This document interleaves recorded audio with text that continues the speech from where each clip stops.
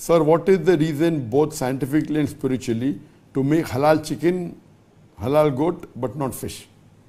Please reply.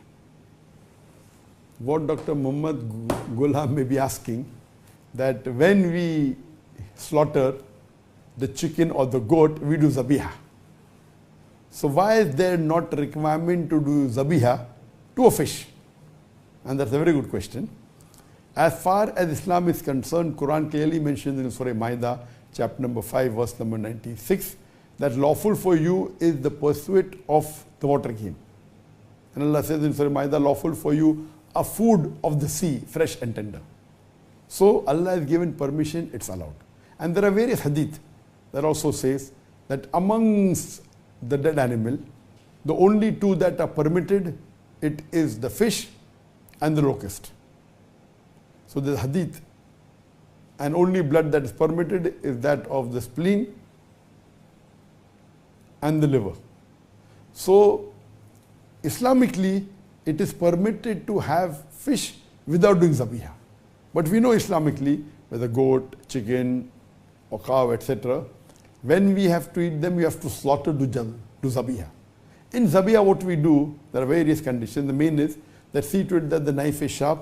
See to it you don't slaughter one animal in front of the other. If you are slaughtering a goat, see to it that it's not in front of other goat. See to and the knife is sharp, and you do it swiftly. And once you slaughter the windpipe and the veins and the jugular veins and the artery. When you do it, you leave the animal will writhe, and the blood will flow out of the animal.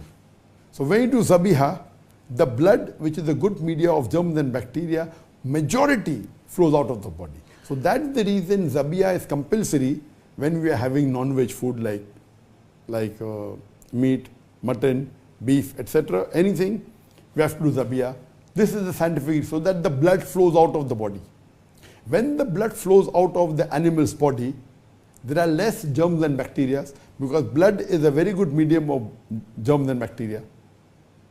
So it keeps the mutton or the chicken fresh for longer time. If you have slaughtered by the Islamic method of zabiya, a goat or a sheep or a cow or a chicken, it will stay for a longer time because blood is a very good media of germs and bacteria.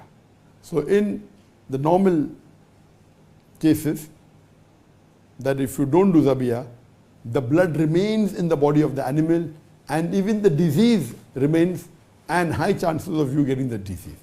So Islamic slaughtering, zabiya is a must for non-veg. Now the question posed is, why not zabiya for fish? Because fish is sea life, and goat and sheep, they are animals. They don't live in water. The difference in the system is that in the fish, there are gills. And when the fish dies, it gasps. When it gasps, the gills, it sucks all the blood into the gills.